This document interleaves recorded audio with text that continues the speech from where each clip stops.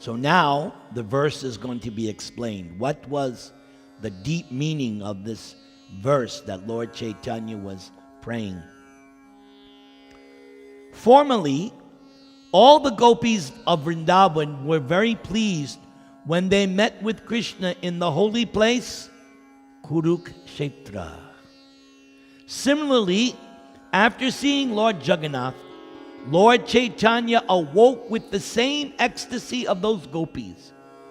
Being absorbed in this ecstasy, Lord Caitanya asked Swarup Damodar to sing the refrain. Lord Caitanya thus spoke to Lord Jagannath. So keep in mind, Lord Caitanya is in the mood of who? Radharani. So Radharani is praying to Krishna. Jagannath is Krishna, nobody else. And Caitanya is in the mood of Radharani. So Radharani, Lord Caitanya is addressing Krishna. You are the same Krishna, and I am the same Radha. We are meeting once again in the same way we met in the beginning of our lives.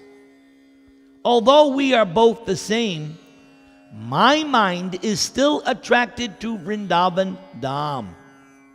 Here in Kurukshetra, there are crowds of people, elephants, horses, and the rattling of chariots.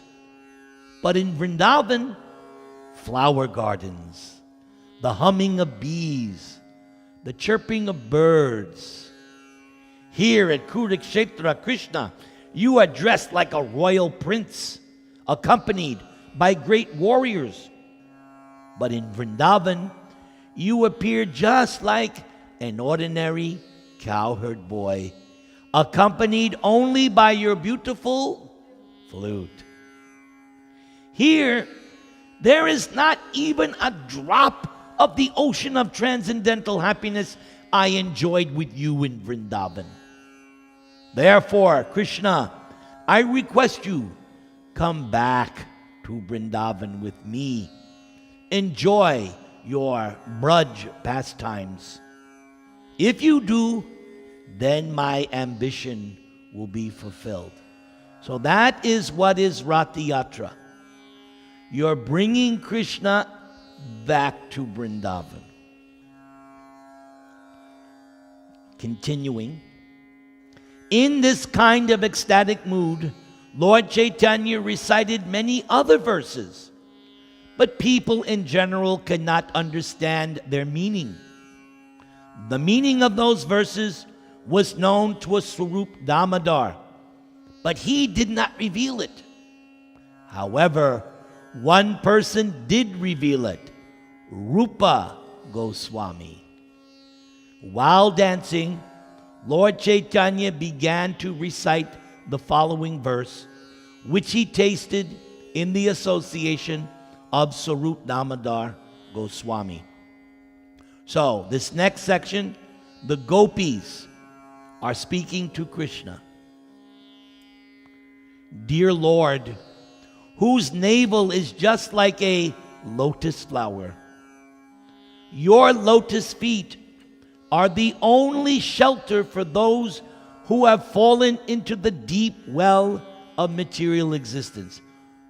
Who falls into that category? I do. Who feels that they have fallen deep into the well? If not, you're so fortunate. But as for me, I know I am fallen deep into the well of material existence. O Krishna, your feet are worshipped and meditated upon by great mystic yogis and highly learned philosophers. We wish these lotus feet may also be awakened within our hearts.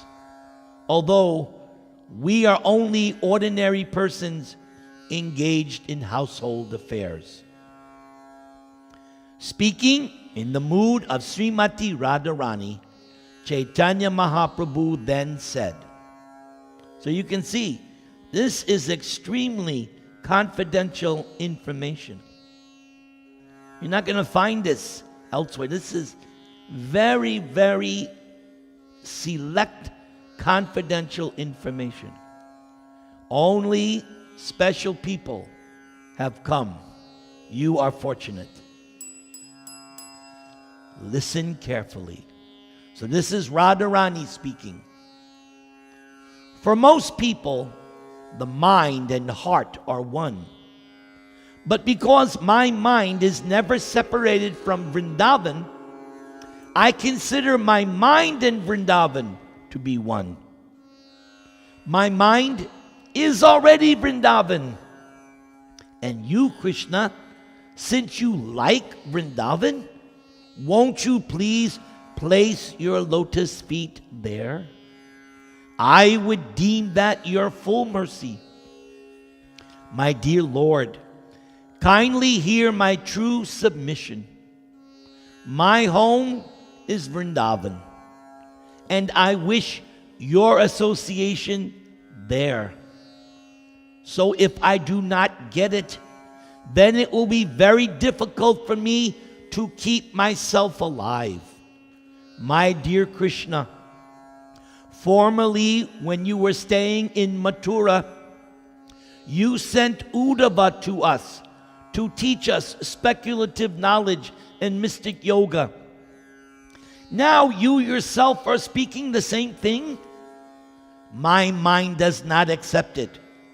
In my mind, there is no place for Jnana Yoga or Dhyana Yoga.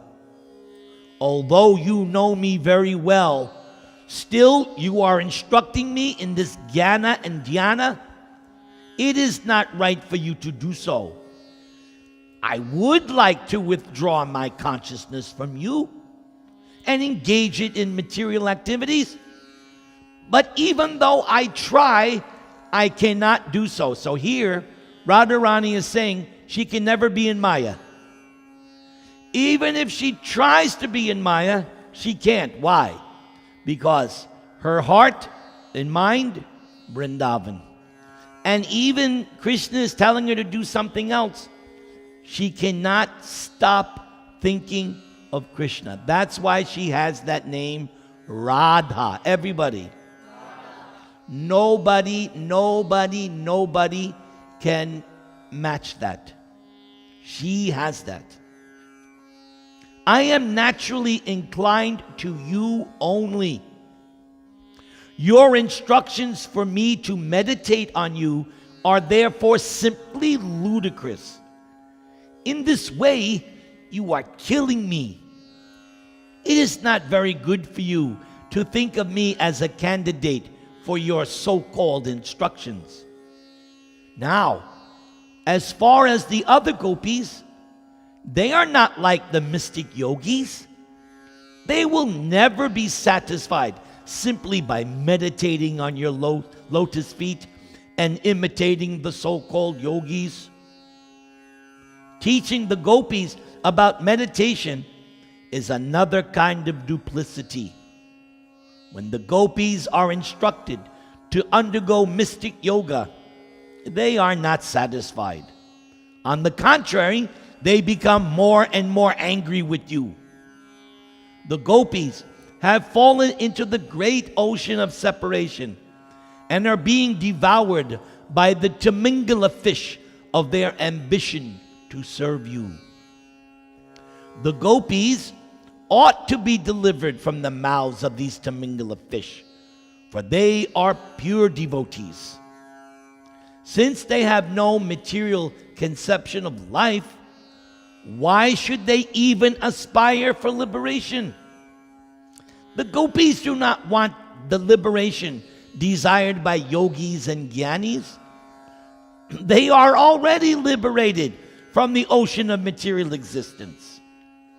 It is amazing, Krishna. You have forgotten the land of Vrindavan.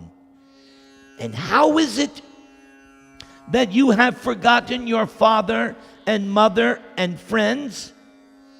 How have you forgotten Govardhan Hill, the bank of the Yamuna, and the forest where we enjoyed the Rasa Leela?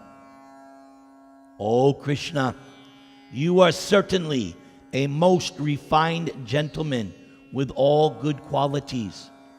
You are indeed well-behaved, soft-hearted, and merciful. I know there is not even a tinge of fault to be found in you, but yet your mind does not even remember the inhabitants of Vrindavan. This is only my misfortune, nothing else. O Krishna, I do not care for my personal unhappiness, but when I see the morose face of Mother Yashoda and the hearts of all the inhabitants of Vrindavan breaking because of you, I wonder whether you want to kill them all, or do you want to enliven them by coming there? Why are you simply keeping them alive in a state of suffering?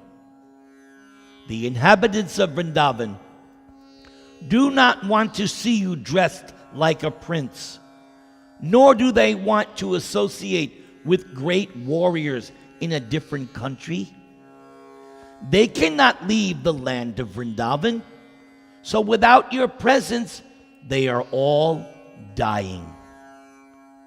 What is their condition to be? My dear Krishna, you are the life and soul of Vrindavan Dham.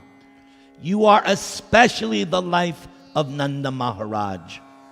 Krishna, you are the only opulence in the land of Braj. And Krishna, you are very merciful. So please come and let all the residents of Vrindavan live. Kindly come back and keep your lotus feet once again in Vrindavan. After hearing Radharani's statements, Lord Krishna's love for the inhabitants of Vrindavan was evoked, and his body and mind became very much perturbed.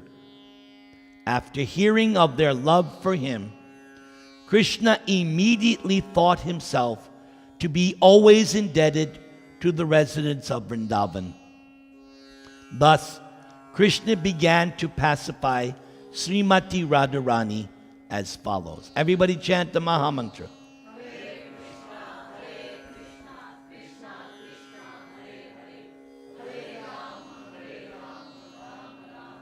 So let's see how Krishna responds.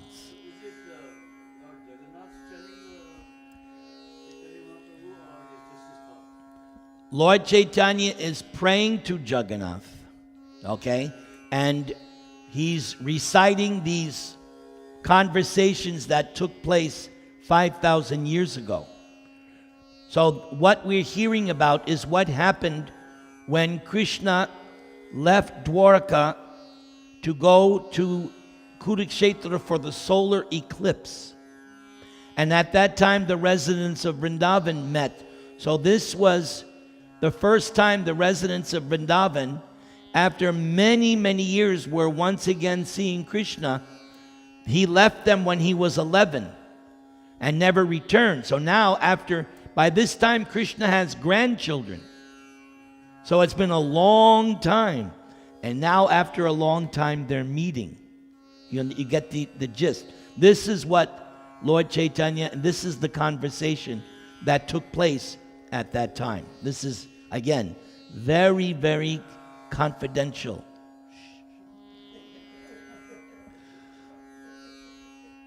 My dear Srimati Radharani, please hear me. I speak the truth. I cry day and night, simply remembering all you inhabitants of Vrindavan. No one knows how unhappy this makes me. All the inhabitants of Vrindavan Dham, my mother, father, my cowherd boyfriends, everything is my life and soul. And among all the inhabitants of Vrindavan, the gopis are my very life and soul. And among the gopis, Who's the best? You, Radharani, are the chief. Therefore, you are the very life of my life. My dear Radha, I am always subservient to the loving affairs of all of you. I am under your control only. My separation from you and residence in a distant place like Dwaraka has occurred due to my strong misfortune. Now this next can be very instructive to all of us. Listen to what Krishna says. When a woman is separated from the man she loves, or a man is separated from his beloved wife, neither of them can live. It is a fact that they live only for each other. For if one dies and the other hears of it, he or she will die also. Such a loving, chaste wife and loving husband desire all welfare for each other in separation and do not care for personal happiness. Desiring only each other's well-being, such a pair certainly meet again without delay. So you can think about your own relationship. See how it matches with that. Shh, no discussion. But that's for you to meditate on. This is love. What Krishna was, that's a real loving relationship. My dear Radha, you are my most dear, and I know that in my absence you cannot live for a moment. Just to keep you living, I worship Lord Narayan. Isn't that amazing? Krishna worships Narayan, but I'm going to still worship Krishna. Because I know what somebody's thinking. Prabhu, Krishna worships Narayan. Then I'm worship. Go ahead, you can do that. Nothing wrong. Me, I'm sticking with Lord Caitanya and Krishna. But Krishna says, I worship Lord Narayan. By his merciful potency, I am able to come to Vrindavan every day and enjoy pastimes with you. Then I return to Dwarka Dham. Thus, you always feel my presence in Vrindavan. Our love affair is more powerful because of my good fortune in receiving Narayan's grace. This allows me to come there unseen by others. I do hope very soon I will be visible to everyone. I have already killed all the mischievous demons who are enemies of the Yadu dynasty, and I have killed Kamsa and his allies. There are 2 or 4 demons still living. So you can see this took place just before the battle of Kurukshetra. So it's towards the end, this what's happening here. And he only has 2 or 4 demons to kill. I want to kill them, and after doing so, I shall very soon return to Vrindavan. Please know this for certain. I wish to protect the inhabitants of Vrindavan from the attacks of my enemies. That is why I remain in my kingdom of Dwaraka. Otherwise, I am indifferent to my royal position. Whatever wives, sons, and wealth I maintain in the kingdom of Dwaraka is only for the satisfaction of the Yadus. Oh, my dear Radha, your loving qualities always attracts me to Vrindavan. Indeed, they will bring me back within 10 or 20 days. And when I return, I shall enjoy both day and night with you, and I will enjoy with all the damsels of Brajabhumi. While speaking to Srimati Radharani, Krishna became very anxious to return to Vrindavan. Then Krishna made Radharani listen to one verse which banished all her difficulties and which assured her that she would again attain Krishna. So this is a verse which appears in the Bhagavatam and very similar to what Krishna says in what book? Bhagavad Gita. What does Krishna now say? Devotional service unto me is the only way to attain me. Krishna says that in Bhagavad Gita at least 3 times. At least. Chapter 8, chapter 11, chapter 18.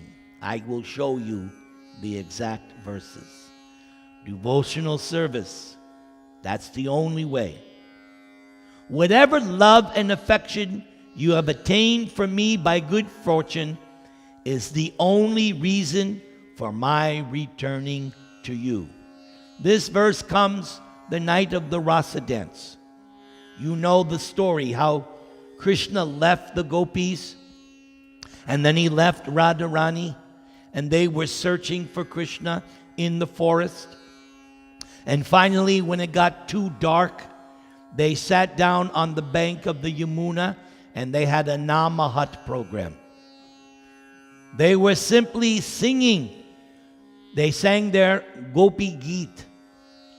After that, Krishna returned, and this was the verse that one of the verses Krishna said, yes, because of your affection, that is the only reason my returning to you. So in this section here, Krishna said, I only have 2 or 4 more demons to kill. So the last demon Krishna killed was Dantavakra. And Dantavakra was killed near Mathura. So after killing the demon Dantavakra, Krishna went to Vrindavan and he took all the residents of Vrindavan back to Godhead.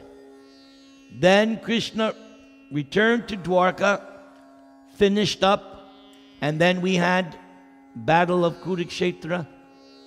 And then the last bunch that he had to kill, his own family members, Maushala Leela. So, finishing up the last part here, Lord Caitanya is still dancing and chanting, and at one point, Lord Caitanya falls down in front of Maharaj Prataparudra. And nobody noticed that Lord Caitanya fell down, so Prataparudra picked up Lord Caitanya. And then as soon as the king picked up Lord Caitanya came out of his ecstasy. Oh, I've been touched by a king. Ah! But Sarvabhauma Bhattacharya told him, no, don't take it the wrong way. He has to act like that in order to teach his associates. But actually, he's very pleased with you. So Prataparudra got 3 specific mercies. So the first mercy, and what did he do?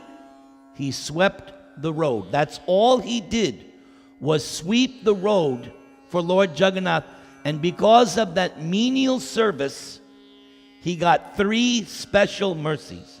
Number 1, he could see Lord Caitanya in each of the 7 Sankirtan groups.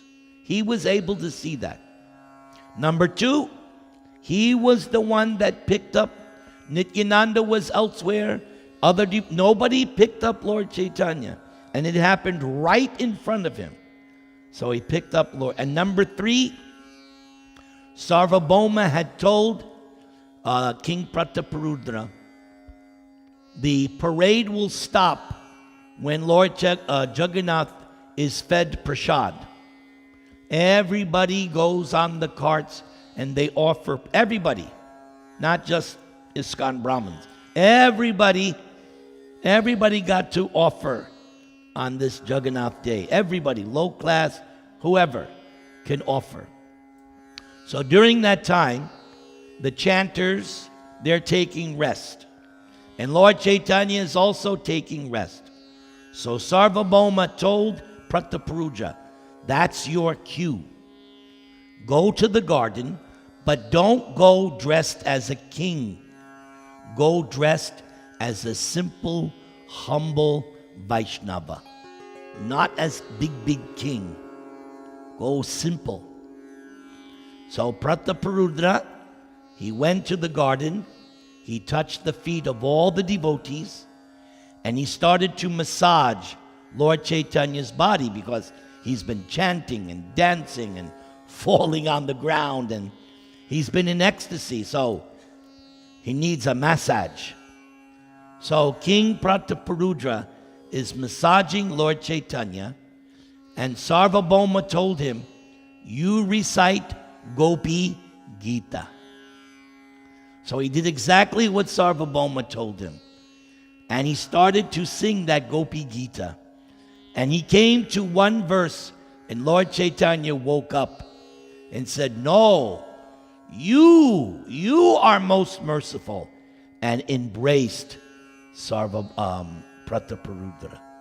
Personally embraced him. Lord Chaitanya was aware of what was happening.